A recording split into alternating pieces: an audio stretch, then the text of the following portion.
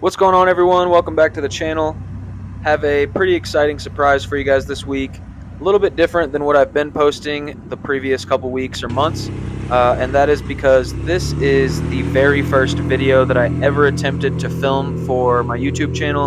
And since then, most of this footage just kind of got swept under the rug. Main reason being, back then, I didn't really have the greatest idea of how I wanted to film videos and what I wanted to show and what I wanted to leave out. But with all that said, I have been wanting to edit this style of video, so we're going to go ahead and take a shot at it. Some of my favorite videos that I've been watching lately have been this style of video. I think that they offer just a little bit more insight. I'm able to kind of reflect on what was actually going on that day. Sometimes when you're in the moment, you forget to film stuff, you forget to say stuff, and I think this is just kind of a fun way to relive that day and share it with you guys.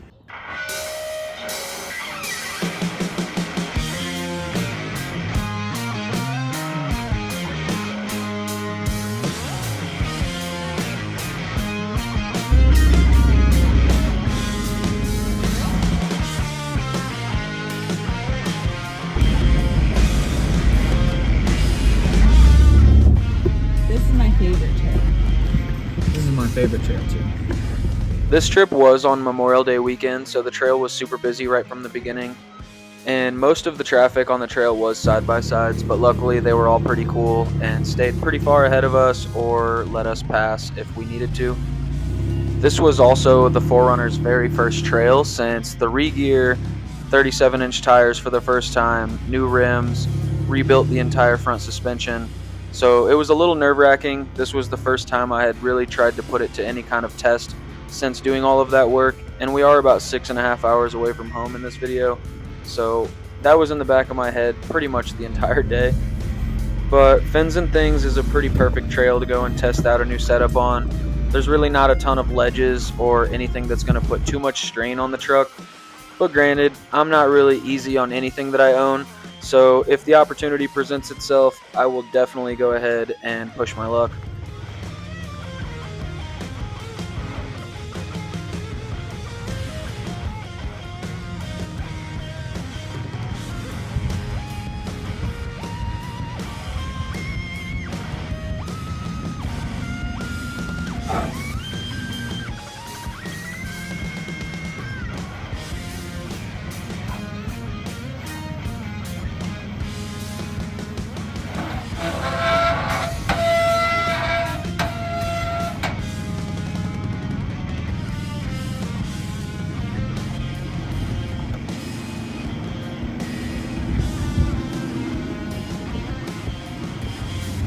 That was a little noisy.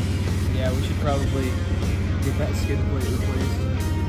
Need to whack it with the hammer some more, I guess. And that's exactly what I did. I got under there with a 3-pound sledgehammer and beat the skid plate over a couple inches, and it seemed to take care of the noise. I actually haven't done anything about that issue, and it's been a little over a year, so we'll see if that ever gets fixed. If you're unfamiliar with Fins and Things and want to head out that way, it is a 2-part trail, first part being only about 30% of the trail. Most of it is relatively easy. It's super pretty. The most difficult part on the first half is maybe the last 100 yards or so. But right before you get to that exit, there's this nice little rest area.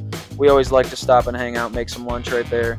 And then you hop back onto the main road where you can either decide to head back to town or take on part 2 of Fins and Things.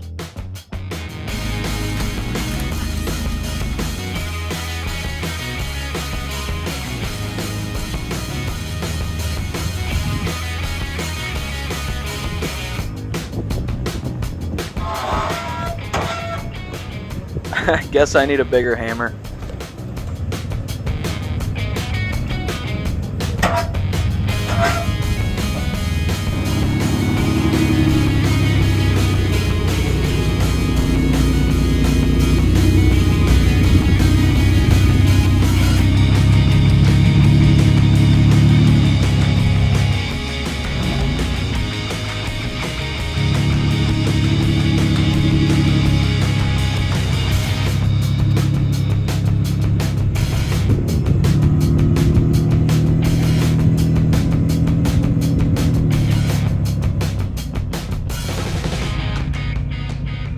Some of these inclines don't look like much on film, but when you're sitting in the driver's seat or the passenger seat, sometimes all you can see is the sky, and you're pretty much forced to just kind of watch where you're going out of your driver's side window. The first time I experienced this was not the most fun feeling, but you definitely get used to it after a while. That's what she said. And I didn't mention it earlier, but it was a little over 90 degrees this day. So shout out to Bo for hopping out of the truck every 5 minutes to film a video of me driving down a rock.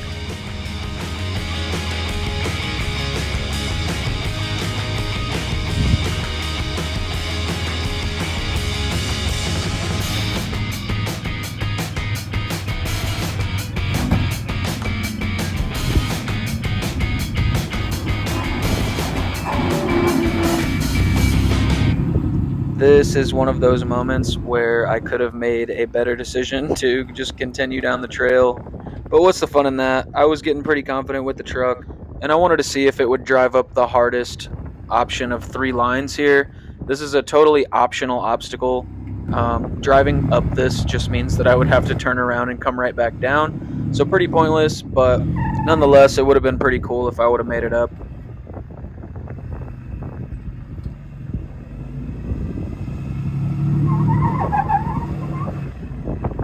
So clearly didn't stand a chance there. I ended up backing down off the obstacle, but I'm not going to give up just yet. Maybe I stand a little bit better chance over on the right line. After all, I didn't put these bald used tires on the truck for no reason.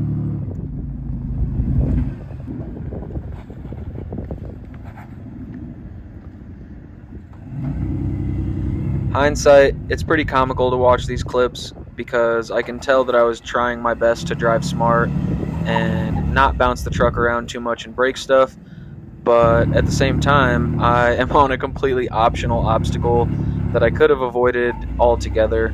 But I was excited. I had 37s on the truck for the first time, and I forgot to mention earlier, I put lockers front and rear in the truck as well.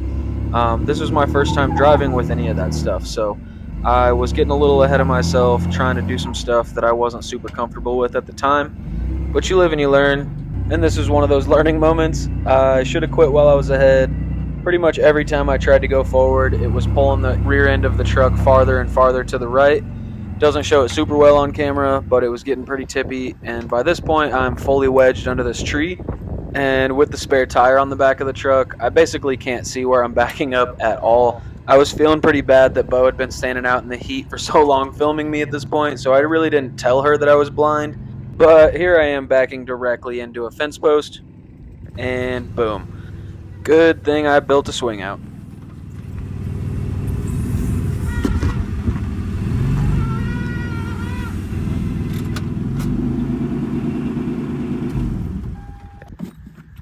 I guess it wouldn't be off-roading if something didn't go wrong.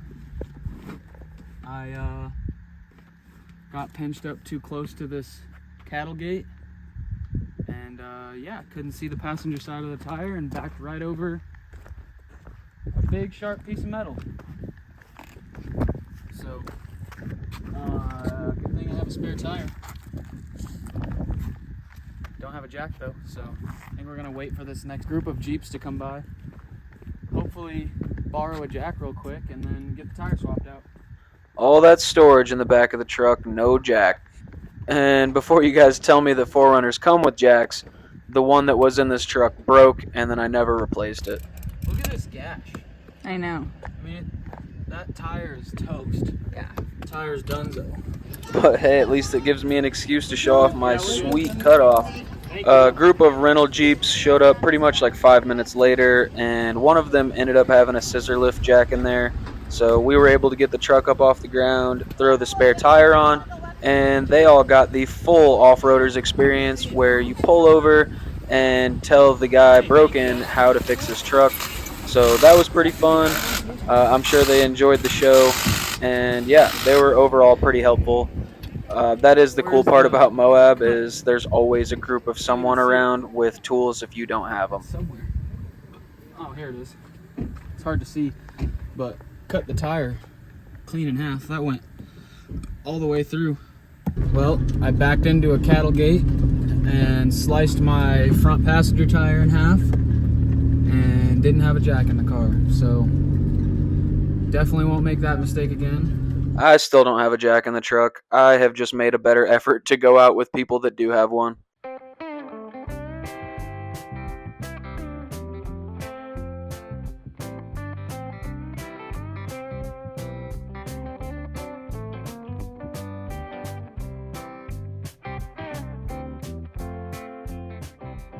After we got the tire thrown back onto the truck, we stayed pretty close behind to the group that saved us. Spirits were a little bit low. They seemed to be having some fun on this optional line up here, so obviously I had to hop in line and give it a shot. Like I said earlier, it was super hot outside. I've done this obstacle quite a few times where there was a puddle at the bottom, which I'll show you guys later, but the truck didn't spin a tire once, so that was pretty impressive. That kind of brought a little bit of confidence back for the day.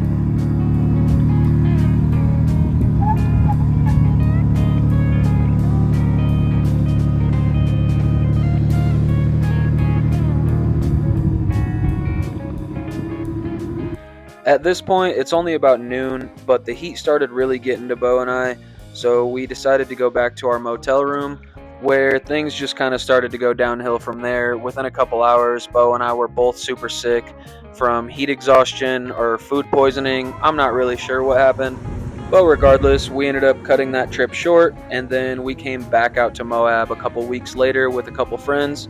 The weather was way more tolerable. It was only like 70, 75 degrees and cloudy pretty much the whole time we were there.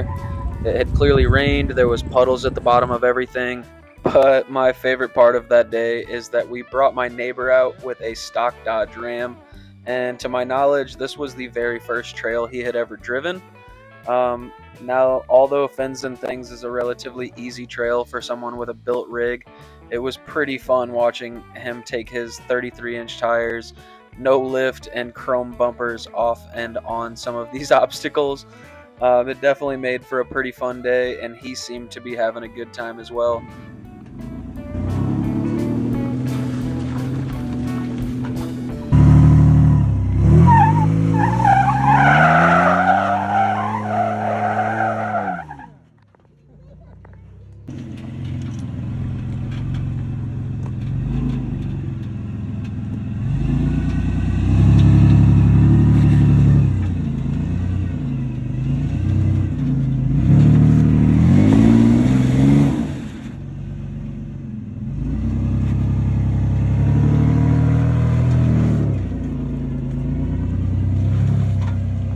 So, for context, my neighbor's name is Zach, and I definitely made it sound like this trail would be a lot easier than it is. I think I underestimated how low his truck would be in a couple of these spots. So, every time I got the chance, I went ahead and hopped out and helped spot him up all of these obstacles just to make sure we weren't destroying the bottom of his nice new truck.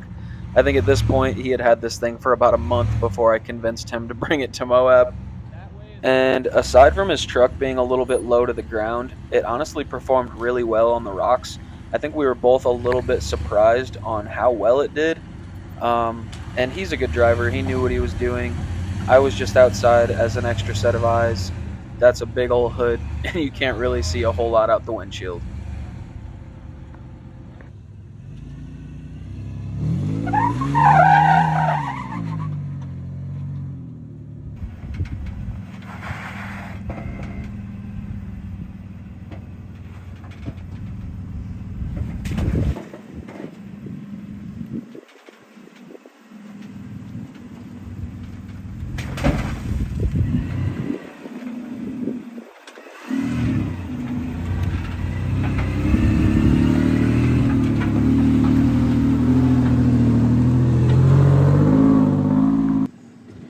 I kind of forgot about this spot on the trail until we came around the corner and I realized we had to get Zach's truck down it. The middle line is kind of the most mellow. There's really not any ledges or anything, but his truck has a super long wheelbase, so it was a little bit difficult, mainly just because we were trying to keep his front bumper intact. As you can see, he starts plowing the ground here just a little bit. So I went and got some rocks, stacked a few onto the front tires just to get that front bumper off the ground a couple more inches, and then he was able to drive down off of this pretty easily. I will say I'm a pretty big fan of watching stock vehicles or just less capable vehicles in general drive the same stuff as someone with a built rig. It's kind of Nice. just a slap in the face if they're able to make it through. And if you've ever been to Moab, I'm sure you have been right beside someone on the trail that has absolutely no business being out there, but 9 times out of 10 it makes for a good show.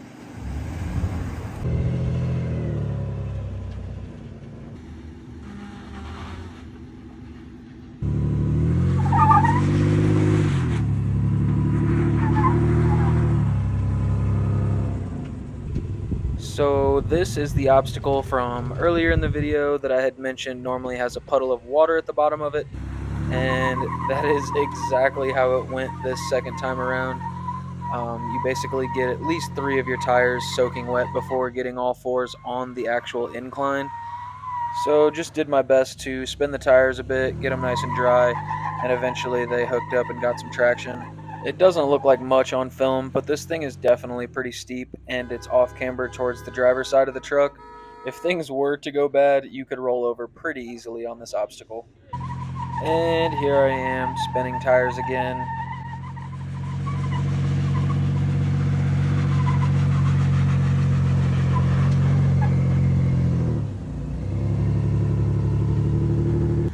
And then this is Zach going up the exact same obstacle. He's a little bit farther to the left, and I would love to blame it on his wheelbase and whatever for him making it up super easy. He's probably just a better driver than I am. And this is basically the last obstacle on Fins and Things. We made it just in time to see the sunset and even got to do a little bit of night wheeling on the way out of the trail. We eventually made it to camp and got all set up for the night. And that was pretty much it for this trip. Hope you guys enjoy this video. It was definitely a little bit different than what I normally post, but it was fun to make. Like always, I really appreciate everyone that watches the channel. If you don't already, go ahead and subscribe, follow along for more videos like these, and I will see you guys next weekend.